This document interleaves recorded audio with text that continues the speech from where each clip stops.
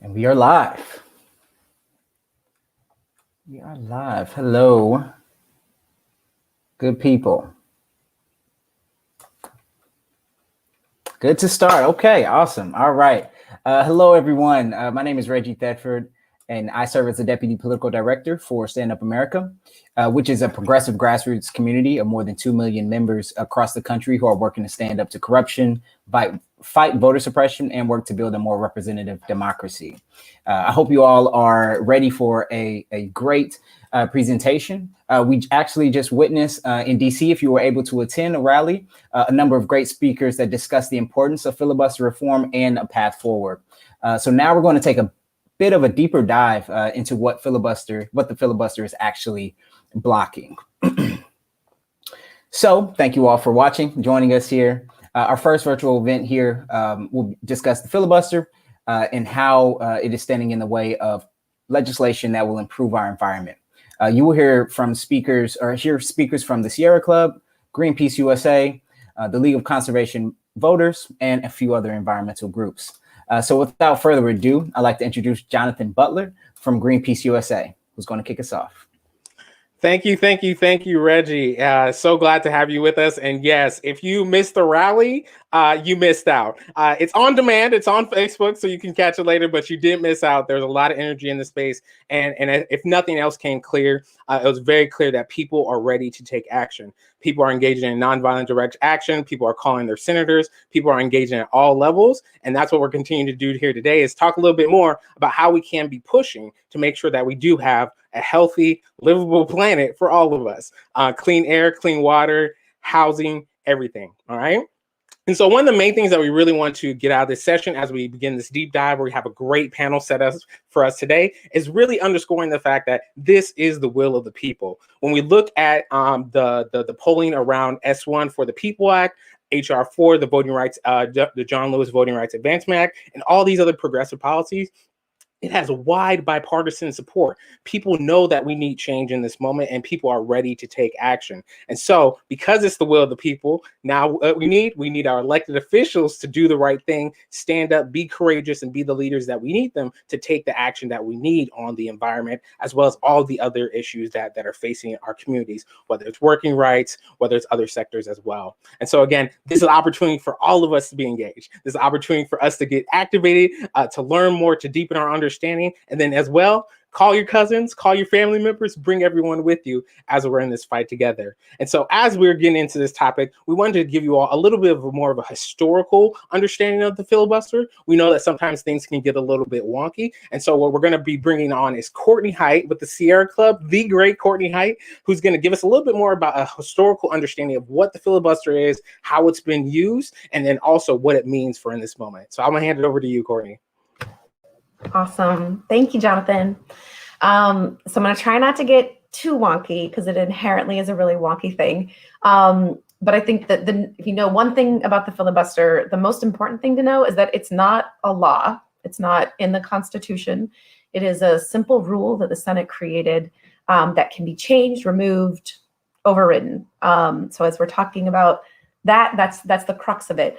And basically, it's a loophole that allows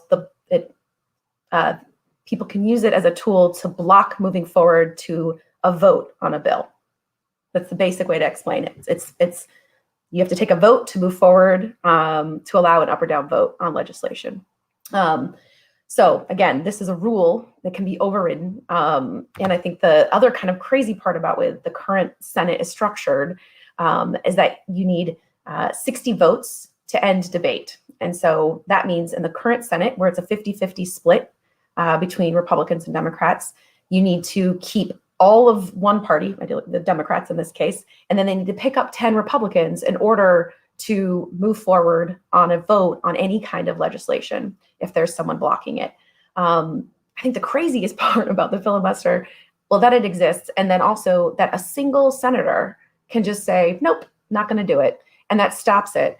And so I think it's one of those things that is super wonky about Congress, but this is what's has led to a lot of gridlock, and very little legislation is actually coming out of the US Senate and Congress in the last few years. And so to give a little bit of a history lesson, like, why do we have this crazy rule? And it all goes back to Aaron Burr, the guy who shot Alexander Hamilton. He actually, in an effort to kind of clean up Senate rules, they got rid of what they thought was something that was redundant and unnecessary. And in doing so, it allowed sort of the steps to where we are today. I think it's been rarely used until in the 1900s, when primarily Republicans or people used it to block civil rights legislation, anti-lynching legislation, anything that was about advancing rights for Black people. That's the primary use of the filibuster. So I think if we're looking at the history of it, knowing that it is very much rooted in white supremacy and it's a tool for white supremacy, that's at its core what it is. And how it's been mostly used is to block anything that advances civil rights. And we saw it really heavily exploited in the 60s. And there were efforts for the Voting Rights Act, the Civil Rights Act, housing provisions. And then there was a massive uptick when, after President Obama was elected and Mitch McConnell became the leader of the Senate. He just exploited everything. They went on this path of blocking almost every single judicial nominee that the president put forward, and then a series of other big positions, including the head of the EPA. So the Environmental Protection Agency didn't have an administrator for, I think it was almost 3 years under Obama, because Republicans were blocking it. The head of the Housing Board, the National Labor Relations Board, which really gets into labor standards and protecting workers, and Republicans were blocking filling that critical committee. And so a bunch of people organized. I was actually, when I first learned about the filibuster was in 2012, when I worked on a campaign to get them to change the rules of the filibuster so that we could actually have progress that so many Americans turned out to vote for. And we did. At that point, they changed the rule on nominations. And so now you don't need to get 60 votes in order to move to a vote on a nominee. You just need it currently. They're currently using it on legislation. And then really the last few years is when we've seen, like I said, a massive exploitation of the last, this year the Republicans blocked a vote on the January investigation into the January 6th attack on our country, where a white supremacist mob attacked the US Capitol, starting to overturn the 2020 election. And Republicans won't even allow an investigation into what happened. They blocked paycheck fairness. And then we just saw this week that they filibustered just a debate.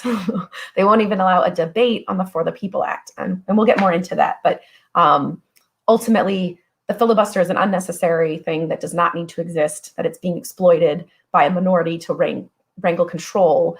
And it basically acts as a veto over anything the president and the Democratic Party wants.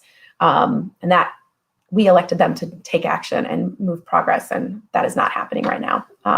So we'll talk a little bit more about that, but that's a little bit of history of the filibuster. I'll pass it back to Jonathan. Thank you so much for that history lesson. I think that's so key. And one thing I do want to pull up from what you said is that I really want folks to drive home. The filibuster is not a law, it's a loophole. It's a loophole that has been used to discriminate, as Courtney was mentioning, to primarily Black and brown communities, things that are actually going to help us help our communities. Again, as Courtney mentioned, the Paycheck Fairness Act. We know we have the PRO Act, we have the Fair Representation Act, S1, which we're going to talk about today, the For the People Act. There's so many things that we need to get done to protect our communities, and we can't let the filibuster be a part of that obstacle in the road. So to talk a little bit more about that, get a little bit more into the details and be a little bit more conversational, we have a great host of folks for you all today. We're going to be bringing back Courtney Height. We're going to be, who you just heard from Sierra Club. We're going to be bringing on Rudy Zamora from Nevada, who's going to talk to us a little bit about what's happening on the ground. And then we have Alex Tisanovich, who's also going to give us a little bit of his expertise on the ways in which the filibuster is impacting us. So welcome. We can see all of you all's wonderful faces on the screen. So glad to have you all here. Kind of taking us at maybe not 30,000, but 20,000, maybe 15,000.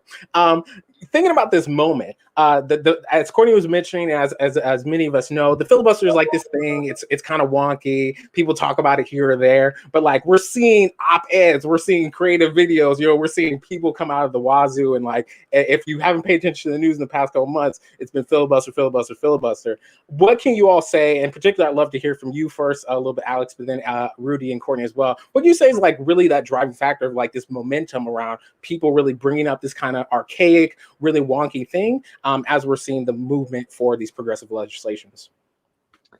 Well, I think it has a lot to do with the fact that the filibuster increasingly is becoming the thing that blocks really Congress from solving any kind of problems. It has become a major source of gridlock, and people are waking up to the fact that we don't have to live in a world where Congress can't do the things that the public is asking it to do. This is a fixable problem. Senate rules shouldn't be the thing that prevent us from addressing climate change, from enacting popular democracy reform policies that will help ensure the right to vote.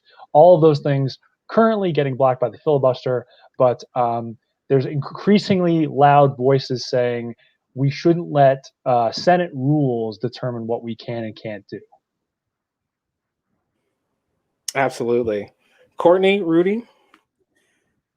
Jonathan, I would have to agree with Alex. I think that there's a lot of noise being made around the filibuster. And I think one of the things that states are taking action now. If it's not getting done at a federal level, then the states are going to take it in their hands. We've seen really great work, not only for democracy, but we've also seen great work in Nevada for environmental justice issues. So if Congress is not going to act on it, states are going to start picking it up, and we're just going to start moving things forward at a state level instead of the federal level, which, in my opinion, it should be done at a federal level so it can be implemented across the country, not just state by state.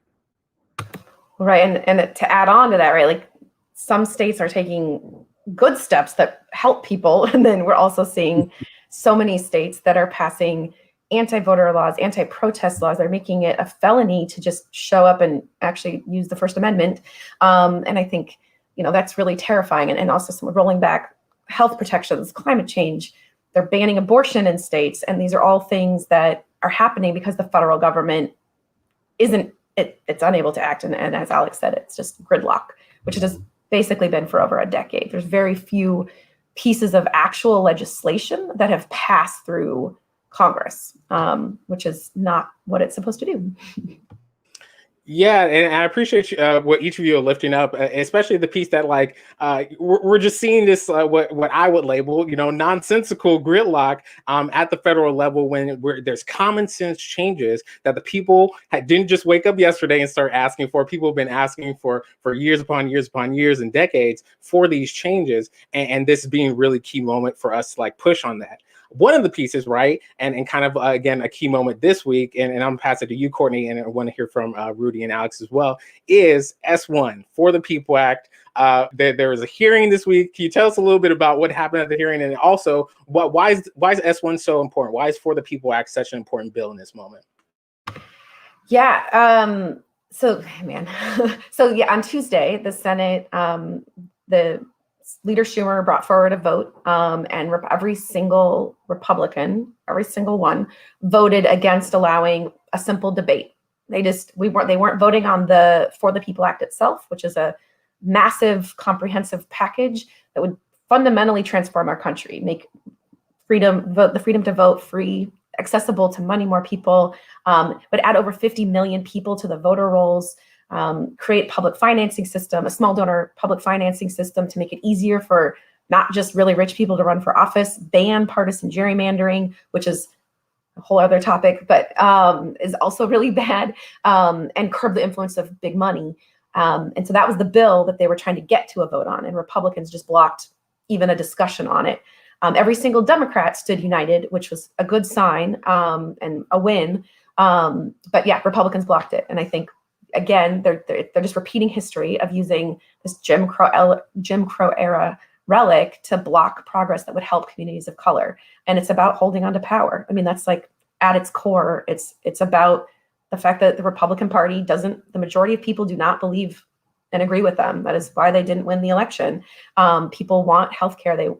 We want clean air and clean water. We want health, we want access to schools and to be safe in our communities and have actual equality in our country, and they don't want that. And so they used this loophole to stop it.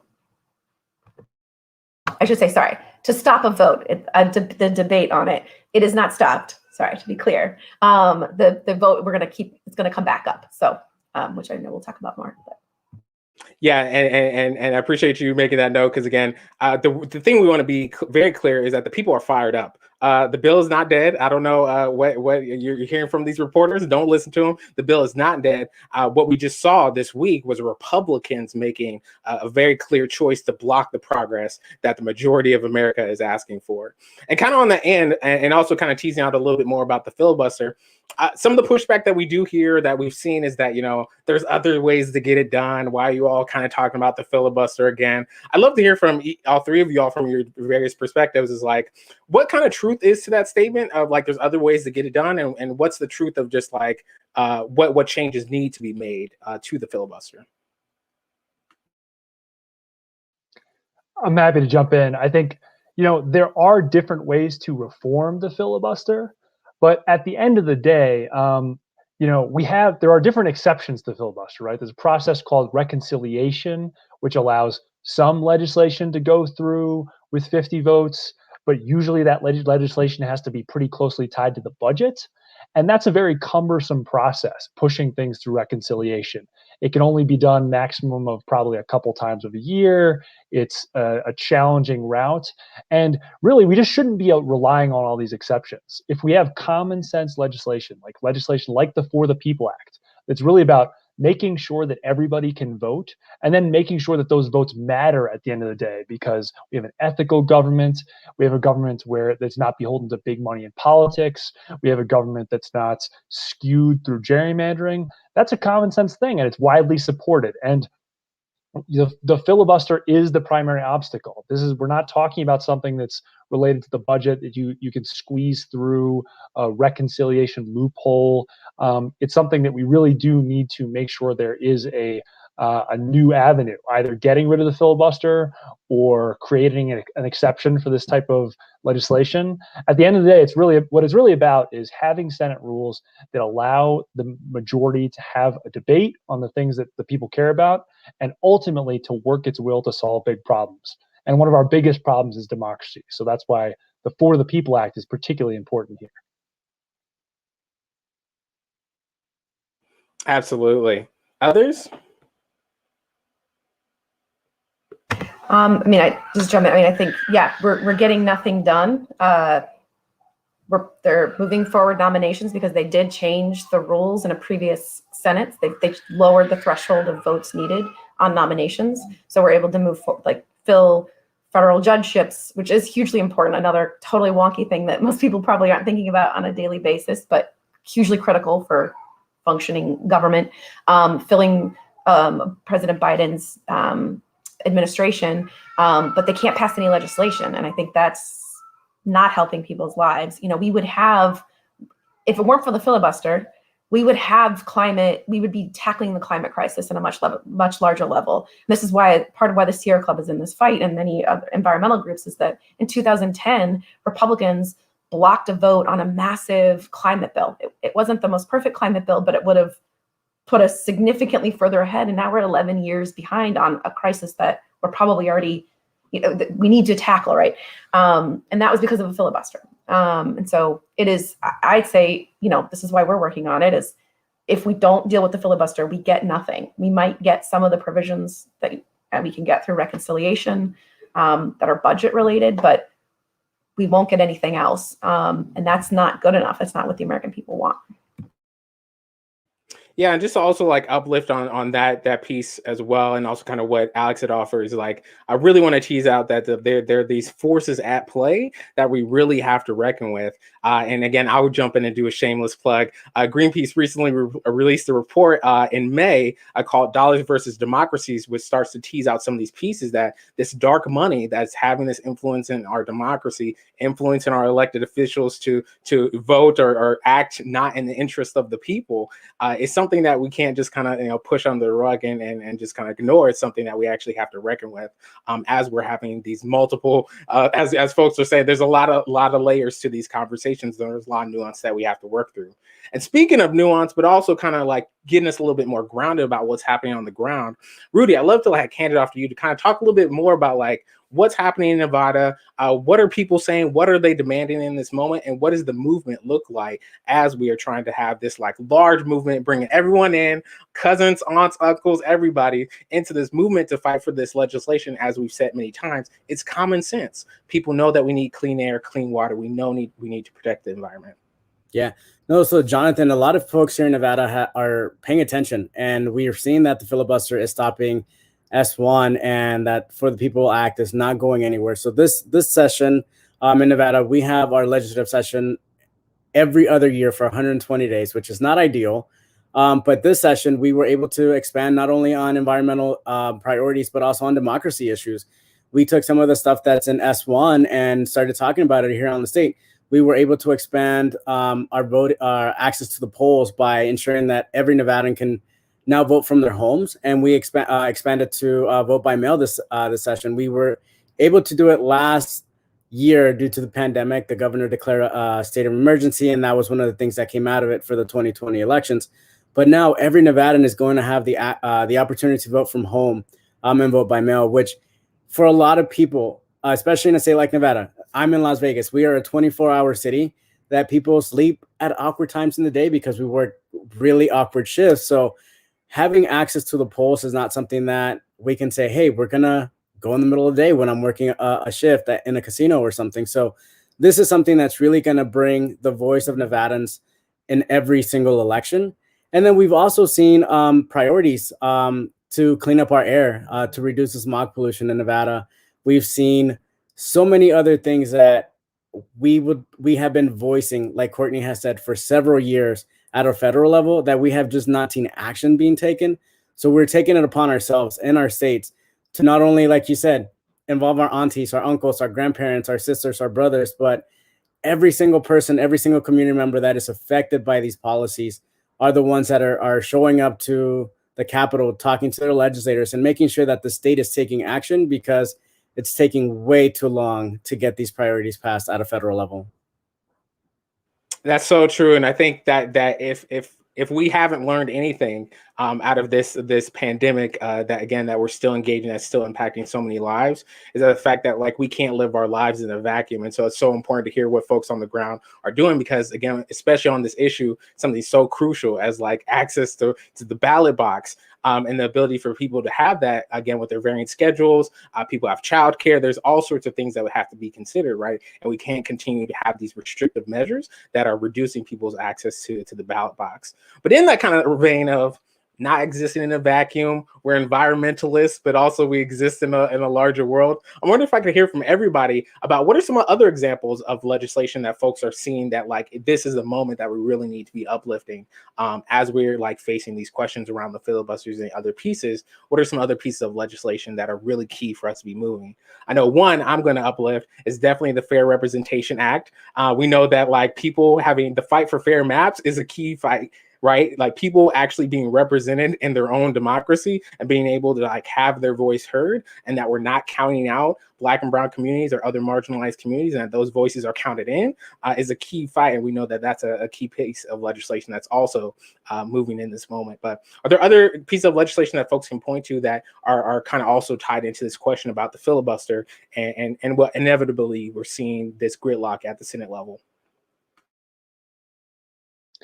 So I want to emphasize something that Jonathan said earlier, which is that the fight for the People Act, it's really just getting started. Like we had to have this vote in order to get all of the progressives on the same page. It's a really big bill. It accomplished a lot of different things.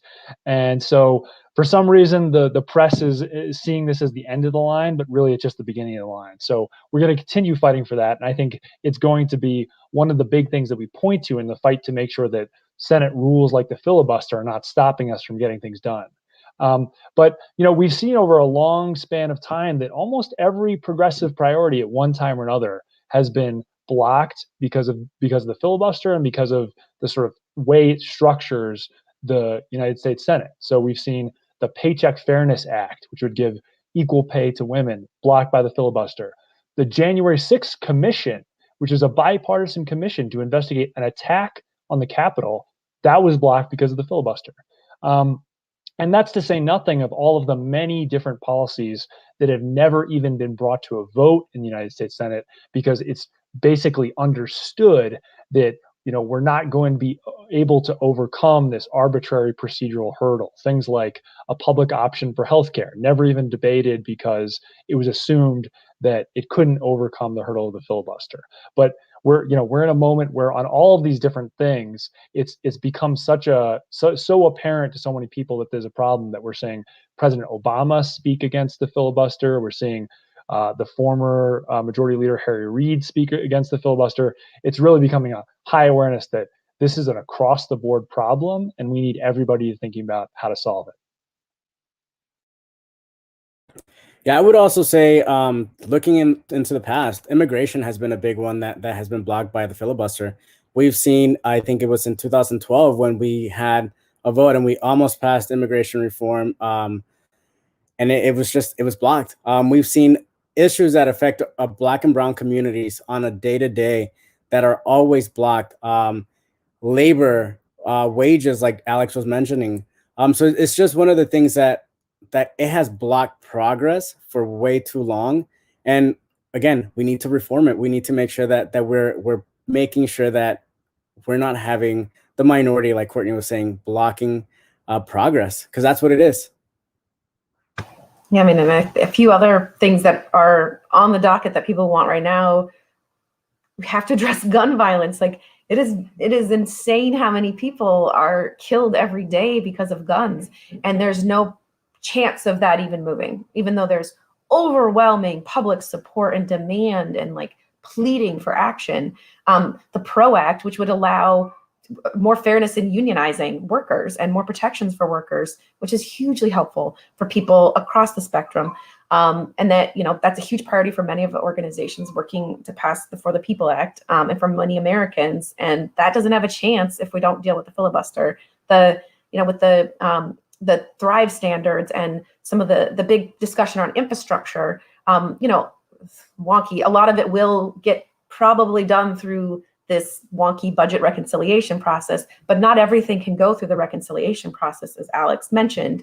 So if we want to actually protect workers, have environmental standards, and really address the climate crisis related to infrastructure, a lot of that, not all of it, but much of that will have to go through outside of that process, and that won't happen if we don't deal with the filibuster.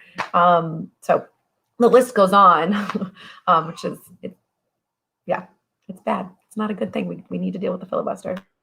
Yeah, it's definitely not good. Absolutely. And I appreciate all the examples that you all uplifted, because there's so many things. And I think what the one through line, if we could pull anything out, is that like overwhelming public support for these things, for immigration, for healthcare, for all these pieces. And we cannot continue to allow the filibuster to be in the way of these things. On that kind of piece, but also, again, just wanted to uplift that, again, as environmentalists, people who care about the planet, we don't exist, by ourselves. We care about a lot of issues. So we want to make sure that folks know that all these things are connected to our environmental priorities. I'm wondering if everyone could speak from their own organizational, your own personal stance of just how you're seeing the connection points to the environment. Again, the title of our time together here is Environmentalists versus the Filibuster. So where are you all seeing those ties into specifically like environmental legislation and what we want to see?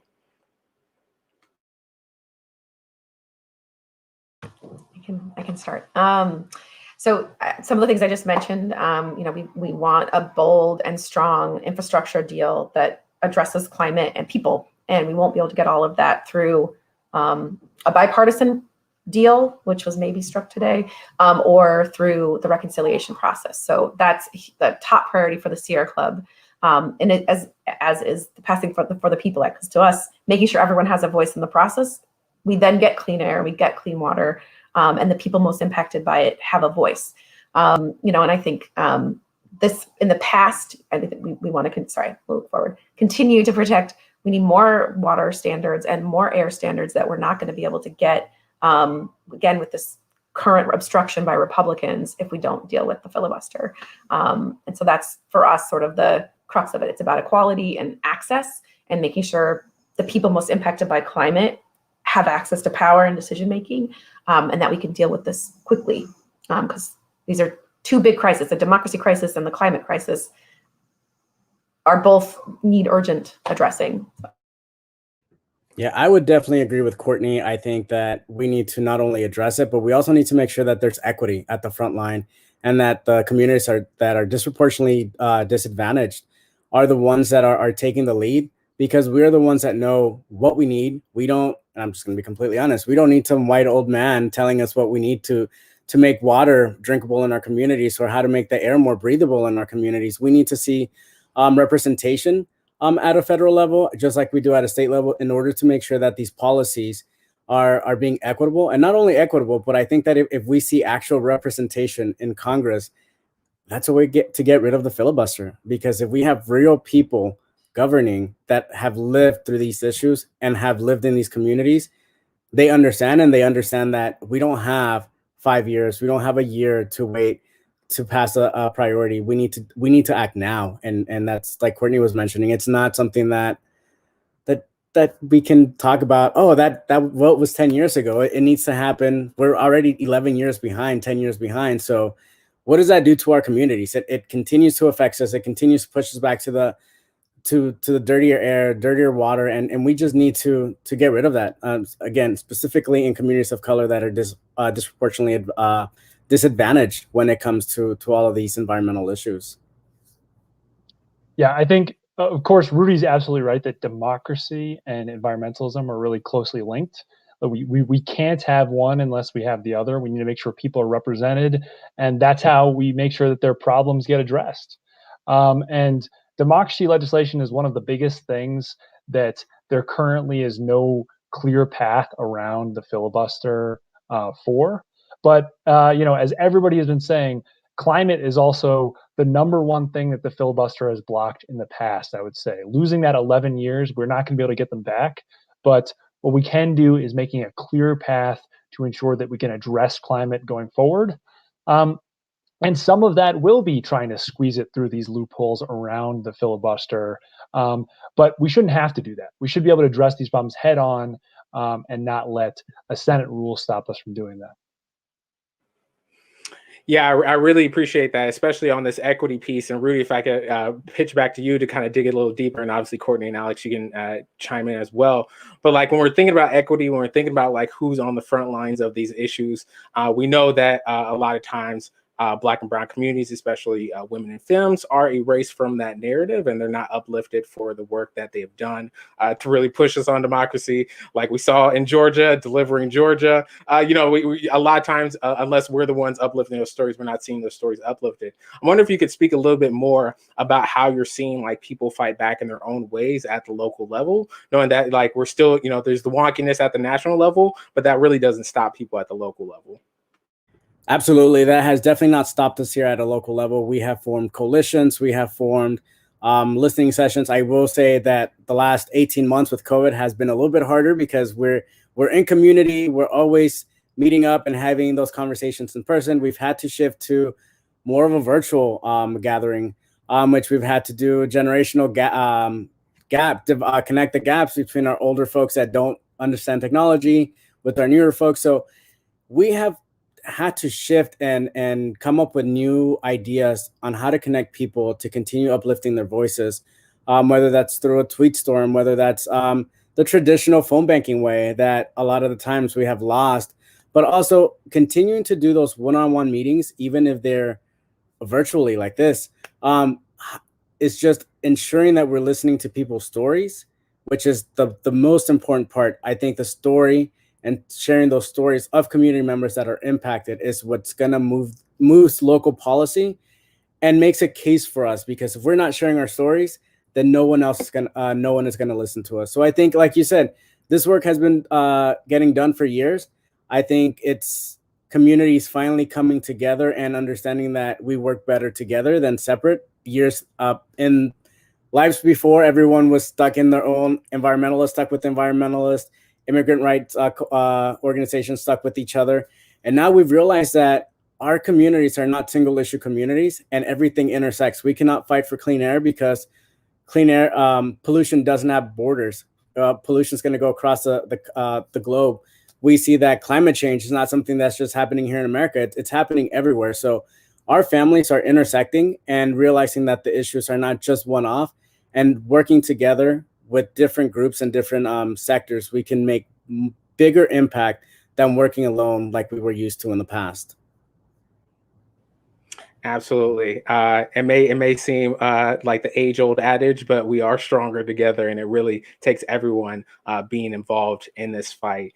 And kind of one of the other pieces that I did want to like tease out as we're in this conversation, as we're pulling in a lot of different threads, because there's a lot of different threads to pull in this conversation, is thinking about, again, this core piece is like these common sense pieces of legislation are what the people want, right? We know this is a lot of momentum, even from people's couches. People are taking action. People are really engaged. Vaccinated folks are out in the streets and taking action. There's a lot of things happening. And what folks are saying is that we need the leaders to be leaders. So just from you all's own experiences and what you all can share from what you've seen, what are you seeing as like the ways or for the ways in which we can really be pushing our elected leaders to be courageous and bold in this moment, knowing that, again, we've said with the countdown is on. We don't have time to waste, especially on the planet. And we really need our leaders to be leaders. We have to demand action, right? I think President Biden and Vice President Harris have been vocal about this, but we need them to actually be bolder and stronger. We need them to talk about this all the time, use the bully pulpit every second they possibly can. We need to demand the same thing of the Senate, right? I think, continuing to hold them to be strong. They're gonna have to change the filibuster to pass the For the People Act. And so we need to be demanding action, and that failure is not an option. Which Pelosi and Schumer have said, but we need to remind them of that. And so I think turning out to events, I think as much as people can possibly make, call your senator every day if you need to, just do it. It's very simple. You can leave a quick message, show up to events. There's going to be, massive coalition that all of our groups are a part of, I should say, are organizing events for the Deadline for Democracy, because we are on a deadline for democracy. So over recess, there will be events around the country that folks can turn out to in person, some virtual, just to show, the demand is out there for action. Write letters to the editor, like get the word out there, show up to your office, your senator's office, and demand that they take action. So I think all of these things need to happen, and just being as visible as possible and not letting up. That's what we have to do to get this over the finish line. This being the For the People Act and changing the filibuster to get there. I would also add to what Courtney's saying, not only taking action or having a call to action, but not just having yourself do it. Get everyone involved, from the baby to your grandparents to your friend. Everyone needs to start taking action, because the more people we get involved, the more power we have, and the more our voices are going to be lifted and the louder we're going to get. So it's great that if you take that individual action, but make sure that as you're taking that action, that you are bringing a friend, bringing your wife, bringing your child. I have a 6-year-old who is on the front lines with me when we were on the streets rallying. He was out there with this little baby sign. We've seen other community members with their kids out there, and we've seen volunteers that are 86 years old rallying with us to ensure that they're leaving a future for their grandkids, for their children. So this isn't something that we have to do alone. This is something that we as a community need to rally together and make sure that we're calling for this action and demanding for this change. The only thing I would add to all of that, which I agree with, is that we really need to remind our leaders that people want leadership and they want results, and they don't care about Senate rules that have no basis in the Constitution and have evolved over time. They want to see their leaders solve their problems. And so that's what we need to remind them, is that like when they're too attached to these procedures of the Senate and not attached enough to delivering for their constituents, that's a problem, and that's something we need to fix. Absolutely. I appreciate you all. And again, there's just that very real reality that people need houses. People need to be able to put food on the table for their families, clean air, clean water, the necessities, right? And that's what we have to continue to be grounded in. I appreciate you all. You all are so amazing. I've appreciated your time. The one thing I do want to quickly ask for you all again, we know again we don't exist in doom and gloom. We know there's we're in a battle. It's going to be rough. We know a lot of steps ahead of us, but we also know we have the backing of the people. We have the momentum. It's on our side. I'm wondering if everyone could just quickly, as last thoughts, just share what's keeping you hopeful in this moment. What are you looking forward to in this upcoming fight? Well, I just think that, we've seen things continually move in the right direction. We've seen more and more people understanding the interconnection between these issues and understanding that we need to take action. So people should feel optimistic that if we keep up the pressure, there's going to be a breakthrough. Yeah, I would agree with Alex. I think what's keeping me hopeful is that connection that people are finally making. And to be completely honest, it's states like Nevada that are making great policy changes for the best that are not happening at a federal level. So Nevada is giving me that glimpse of hope that to ensure that if the work can get done here, it can definitely get done at a federal level. So I know that it's a long way to go, but we have to stay hopeful. Yeah, and so many people are fighting back, right? I think like all of what Alex and Rudy just said, and that there are so many people that want this. I mean, that's the piece that gives me hope, and that's how democracy is supposed to work. Doesn't always work, but I believe it will, and we just got to keep fighting. Thank you, each of you, so much. Courtney, Rudy, Alex, appreciate you all so much for your time. If folks in the comments and chat can give a round of applause, a virtual round of applause for those three, we appreciate their time. We're actually going to move forward to the next piece. After we just got that great backing of understanding a little bit about the historical component of the filibuster, it being a relic of the Jim Crow era, we had a great discussion with our panelists to talk a little bit more about the ins and outs of the policy, what it looks like in this moment. We really want to now take it to the moment, and again, kind of teasing out what was offered, is that deadline for democracy. This is the moment. There's a lot of mobilizations happening. There's a lot of movement happening. And when we talk about what the fight looks like ahead on S1. So what we're going to bring on is Justin from LCV, as well as Tashawn from Sierra Club. I'm going to take a step back. They're going to take us forward. But Tashawn's going to kick us off to talk a little bit more about the background of For the People Act S1, and then move this conversation forward. Thanks, y'all. Thank you so much, Jonathan. And thank you to all the panelists. That was such a wonderful conversation and a really robust discussion about the importance of the For the People Act and how the filibuster is actually preventing really common sense policies that have such a broad supporting across America. A recent poll just came out that when you actually don't talk about the For the People Act and actually talk about its components, it polled incredibly high among Republicans, among independents, almost in 70% levels in swing states such as West Virginia and Arizona. So one of the things that is really intriguing to me is that seeing this arcane rule that wasn't in the Constitution to start off with, that the founders never implemented, suddenly is coming up and blocking such popular reforms that really is a cornerstone and fundamental to our democracy. But I know we threw a lot of information at you. I'm just going to pause, take a step back. I want to talk about what is in the For the People Act. I know we've been talking a lot about this, and some of you may have questions. What is actually in this bill that so many people are talking about? So many people are saying that if we don't pass this, democracy is at stake. So there are several components of this bill. I'm just going to talk about some overviews and then dive in just quickly into it. So hang with me. It's going to make it a little wonky, and hopefully I won't bore you, but I think it's critical just to kind of talk about what these pieces are. The first is protecting the freedom to vote for every American. In 2020, we saw the largest amount of voters actually come out and mail in a ballot or go to their polls. But since then, the big lie from Donald Trump has caused a lot of Republican legislatures to start curbing at those practices. Donald Trump's own DOJ's Department of Justice, came out and said that 2020 was one of the safest and securest elections. However, state Republican legislatures are rolling back provisions that was safe, that didn't result in widespread fraud. And this is something that we need to address, because we're starting to see two Americas emerge, that one in Democratic states are offering different ways for people to vote, and the Republican states are curtailing them. And these two Americas it doesn't build a to the promised land that we need to get at. So one provision in this act and one component is really protecting the freedom to vote and preserving that right, mail-in ballots, same-day registration, ballot boxes, things like that, that's common sense, that has worked, making sure that it's equitable and available in all 50 states, so every American can have that right to vote. Another big provision is anti-corruption measures, or the bill establishes anti-corruption measures. So it really strengthens ethics reforms that I know sometimes myself, like a lot of sometimes government agencies can get away with.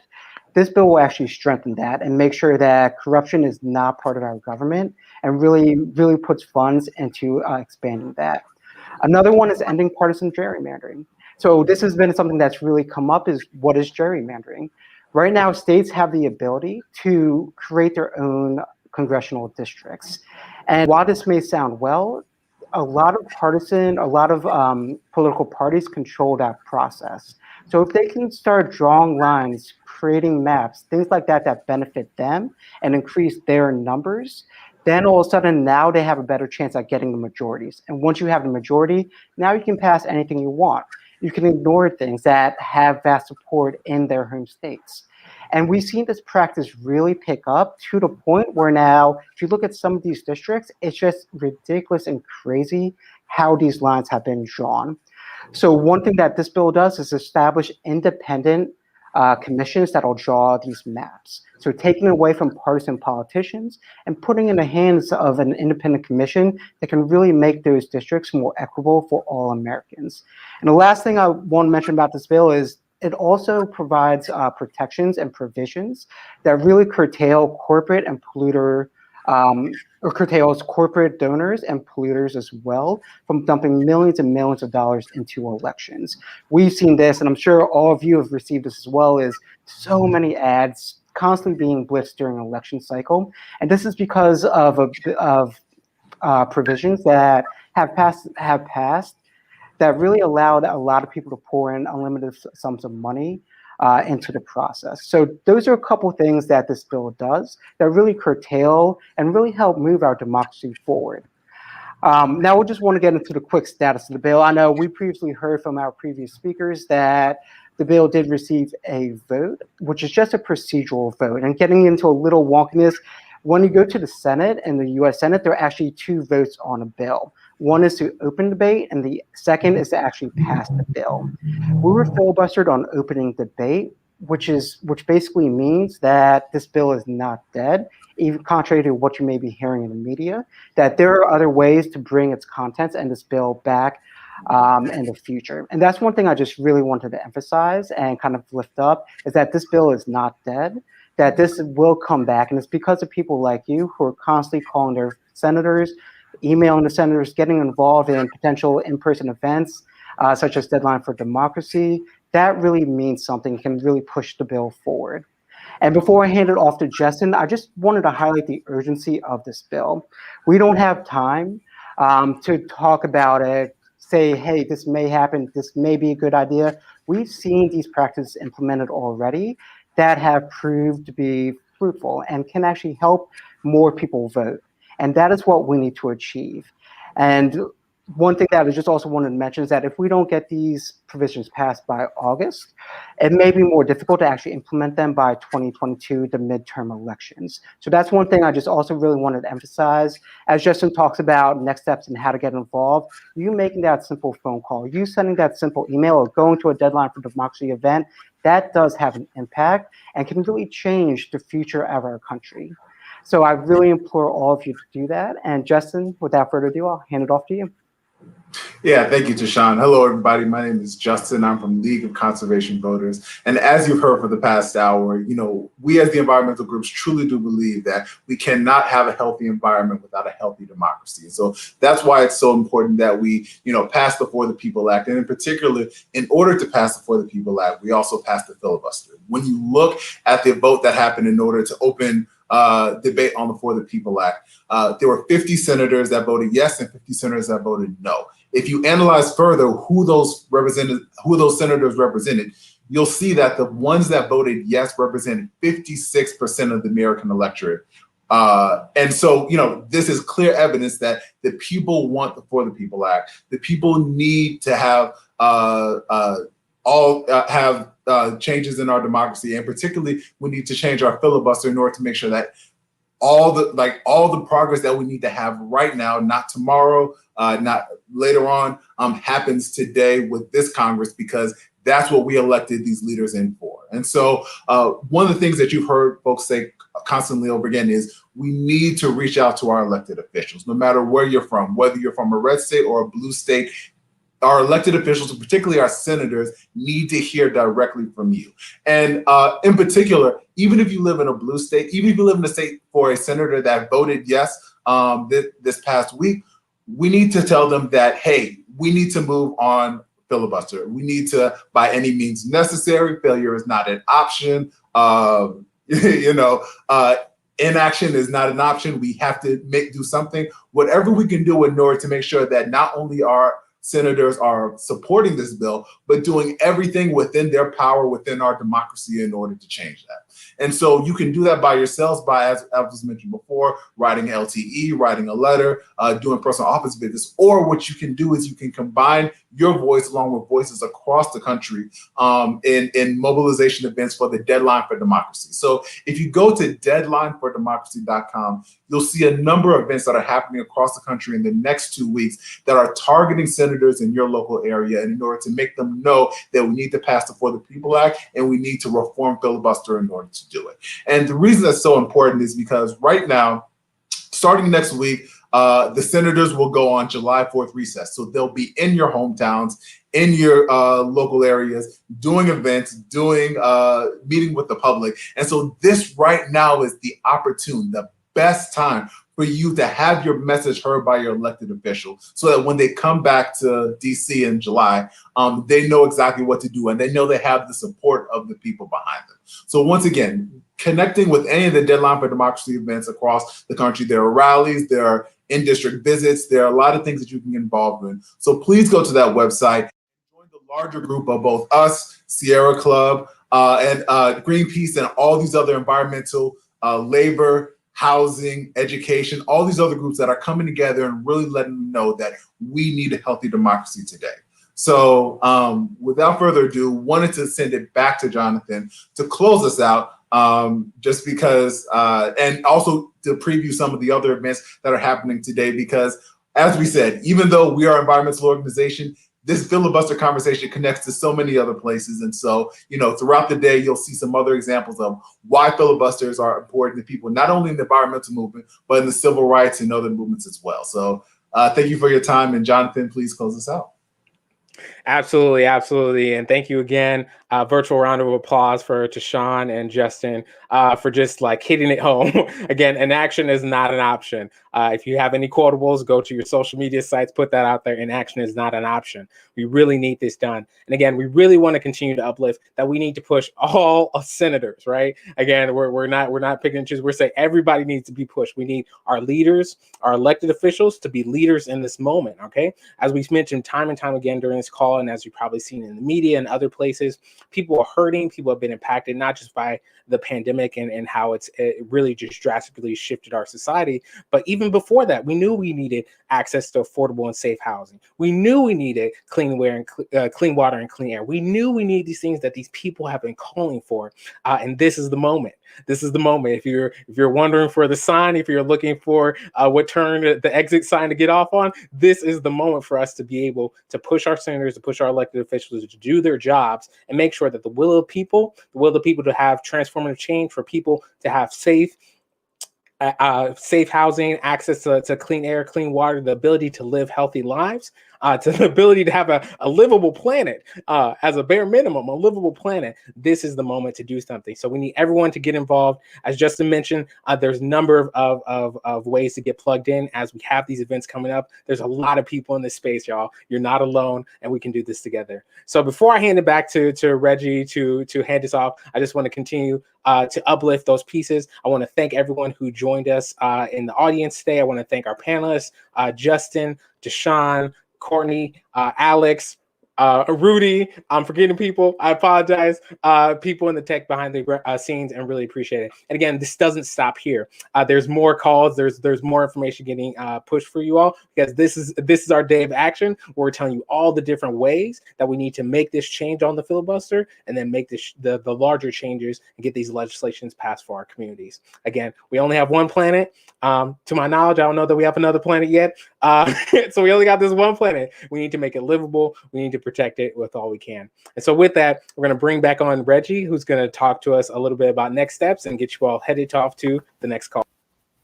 All right. Thank you, Jonathan. And great job, Environmental Groups, LCV, Greenpeace USA, Sierra Club, for putting this great event together.